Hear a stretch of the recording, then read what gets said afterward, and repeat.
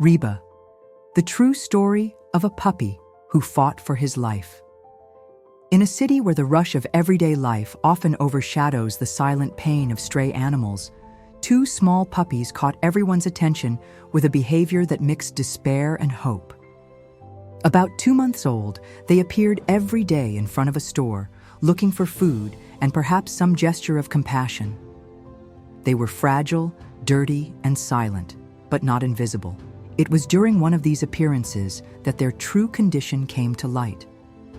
Both puppies were covered in an alarming infestation of ticks, especially inside their ears, where the parasites had lodged themselves deeply, causing severe infections and great suffering. The tick bites had already caused open and purulent wounds on various parts of their bodies. In addition, they showed clear signs of extreme weakness, extremely pale mucous membranes, indicative of anemia, and a total lack of appetite. They were scared, hugging each other, as if the only way to find safety was to remain together in a world that had only offered them abandonment.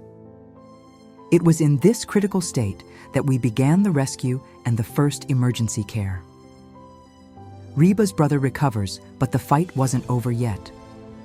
Reba's brother responded well to the initial care. After a few days of hospitalization, he was discharged from the veterinary clinic and soon found a responsible adoptive home where he could finally start a safe and dignified life. But with Reba, the situation was more serious. His clinical condition required extra care. The parasitic infestation had compromised his health more profoundly, leading to a case of acute anemia caused by hemoparasites, a condition that, if not treated immediately, could lead to his death. It was urgent to perform a blood transfusion.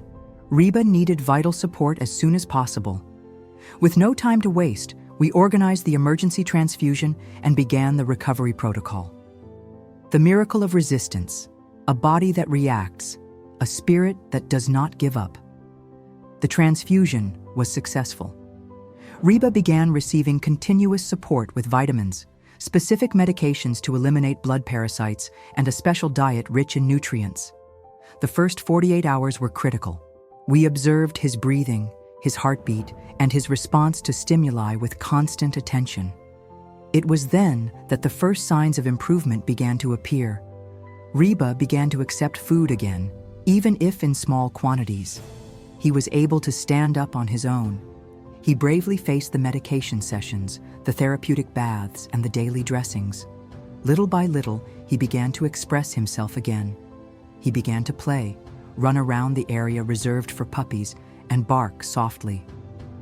For the first time, after so much suffering, Reba was rediscovering what it meant to be just a puppy. Choosing a new life, adoption, and a new beginning. As the weeks went by, Reba transformed completely. That image of a frail, listless puppy gave way to a dog with energy, joy, and immense tenderness. His loving nature caught the attention of a young woman who was looking to adopt a companion for life. After passing our rigorous adoption screening, this adopter was approved. She committed to caring for Reba with responsibility, love, and dedication. On the day of the adoption, everyone was thrilled. Reba was ready to go home, a real home, with security, affection, and stability. Why this story should be shared. Reba's story is not just about a rescued puppy. It is a symbol of what can be achieved when abandonment meets compassion, when neglect is replaced by action and care.